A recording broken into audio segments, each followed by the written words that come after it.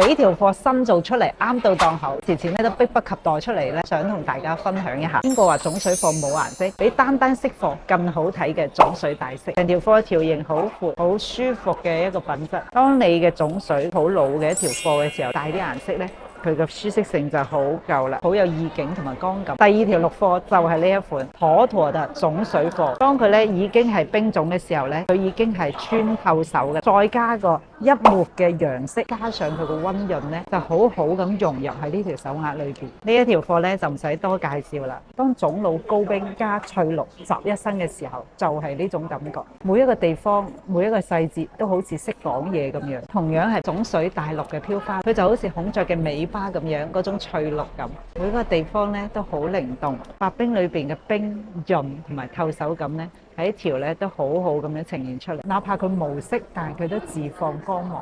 喺飄花裏邊咧，藍飄花一啲都唔遜色嘅，高冰嘅透手感同埋嗰種好老嘅種嘅剛性，再加上飄花嘅靈動感。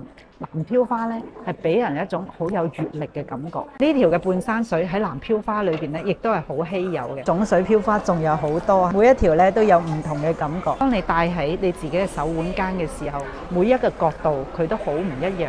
成條嘅綠飄花加上高冰嘅透手，好適合小家碧玉同埋好溫文爾雅嘅朋友。已經完全高冰嘅一條手鐲，同樣都係一種飄花，但係呢條玩嘅係一個剛性。如果中意呢種光感同埋飄逸感嘅朋友呢，亦都係可以考慮。同樣係帶一啲啲冰黃翡嘅半山水，因為佢貴妃下，佢就係我哋正圈嘅大概一半嘅價錢就可以攞到啦。呢條嘅紫色呢，就係好舒服啦。如果係中意豔色一啲、春帶彩、帶陽綠嘅，就係呢一條翡翠嘅棉同埋顏色匯集喺一身嘅時候呢，佢就可以好舒服咁樣呈現起身。今日嘅貨呢，一次過係講唔晒嘅。如果大家都中意高品質手鐲嘅，可以同錢錢交流一下，關注錢錢，請翡翠唔踩坑。